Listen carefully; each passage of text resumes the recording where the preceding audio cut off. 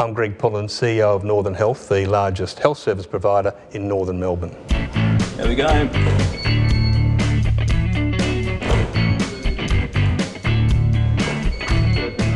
I'm quite passionate about workplace safety. So Northern has a very interactive way of dealing with workplace safety. We like to teach, we like to learn from people as well.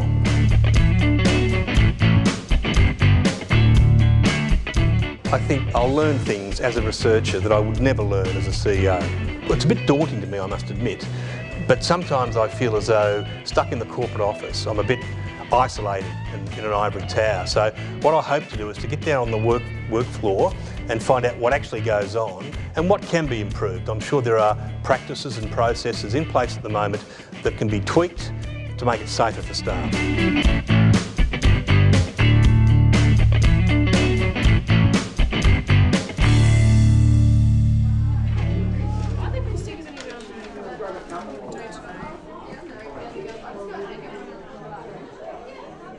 I'd just like to introduce you to Graham Hart. He's the research team leader. Nice to meet you. Just show basically Graham how you go about doing all your day-to-day activities, mate. Well, we usually just mop the floors. We just make sure there's a sign Yes. around so people can't slip Yes. over. And is there normally a problem with wet floors? Are they slippery? It does get slippery. That's why we put the signs up. Yep. We usually bring it out as much as we can. Yep. The mop. But the nurses usually know that we do it this time in the morning. There's signs up. Yes. So they know.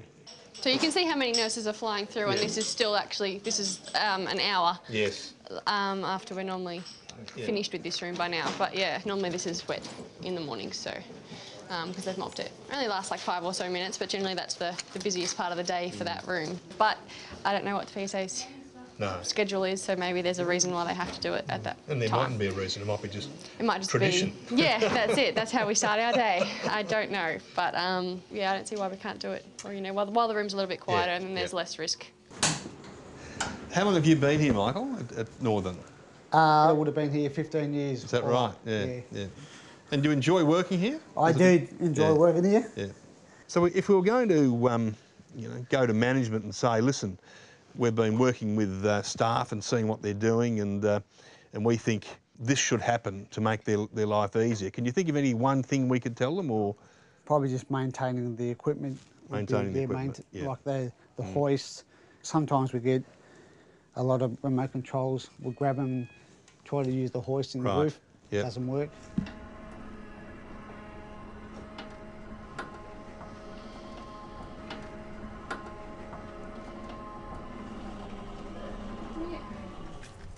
And what happens when it breaks down? What do you do? Do you... Well, there's an emergency thing that you can try and fiddle with and try and click it on, but if that's not working, it's really, really unhappy, then you have to go and get the manual one. And we've had some issues with our remotes. Our remotes have stopped working, and that took a while to replace.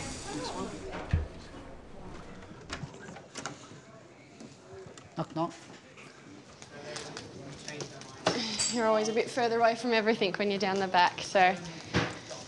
How much walking do you think you'd do over? Have you ever used a pedometer and measured how much you do? I did. In my grad year, my first 10 weeks as a grad, I lost 7 kilos because all I was doing was walking. So I should... Yeah, you should just go. You should just be a nurse. Yes. And I walked 22 kilometres in a shift. 22 kilometres? That's further than someone runs in a day and playing football. It hurt a lot. And if you're walking 22 k's a day, what footwear do you wear? Is there a more appropriate footwear to wear? Can you wear runners, or do you... They don't really like you wearing runners, right. But you're supposed to wear hard top shoes.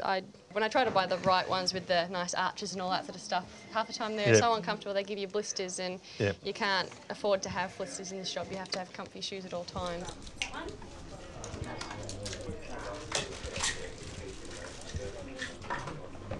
I just need to go up a little bit higher just for you to take your tablets. Now, you're a shift worker. It's a bit like coming back from overseas, you're sort of in a different time zone, aren't you, when you shift between shifts? Yeah, pretty much. So how do you cope with that? There was once where I fell asleep when I was walking to my patient's room as I was walking. Goodness because I me. was so tired. And that was during my 10 in a row. But yeah, I had to work 10 shifts in a row, and it just kills you, and you're doing late early, so you're getting, because I live about an hour away, I wouldn't get home till about midnight. Goodness me. And then you get up at 4 to go again. And you'll sit down when you can, you'll just, whatever's easiest just to get the patient where you need them and how you need to do it. So you just shortcut just to survive. So we just grab the Kylie. The Kylie sheet?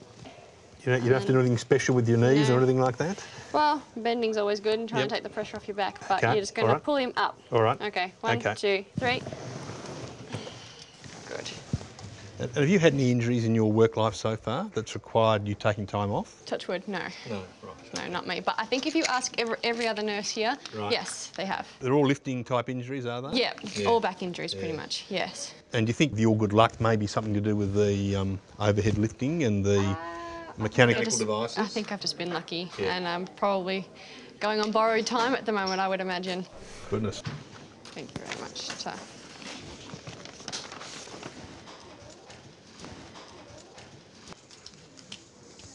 So what's the most rewarding thing about your job, Kate?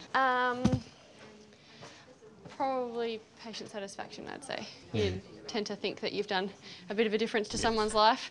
That's always probably the best bit. I think that's why you get out of bed. Can you see yourself being a nurse when you're, say, 60? Yeah. You can? Yeah, for sure. Yeah. I just wanted to be a nurse since I was 3, so this is the only job for me, unless I get injured.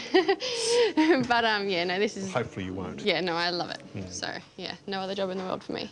Well, you're obviously a very caring person and you're in the right job, really.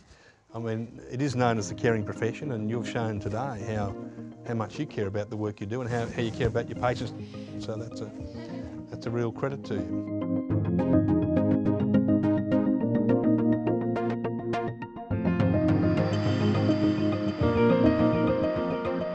I was impressed, genuinely impressed by Kate and Michael and their dedication to their profession and also to this organisation. I think they're great attributes and great examples of what professional staff in a public health service can actually represent.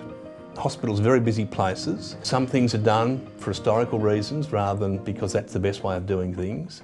I learnt as a CEO that I can learn a lot about the organisation from working on the shop floor, going out and visiting, rather than just sitting at my desk and going to meetings and answering the telephone.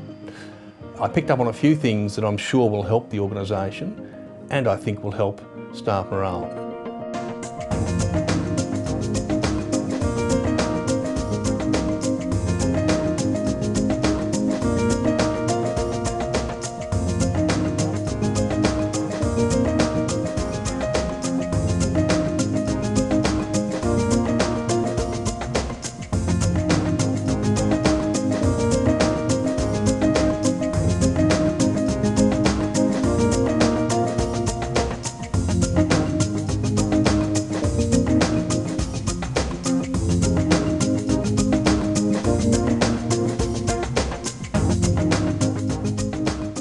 I thought the wig might have given it away.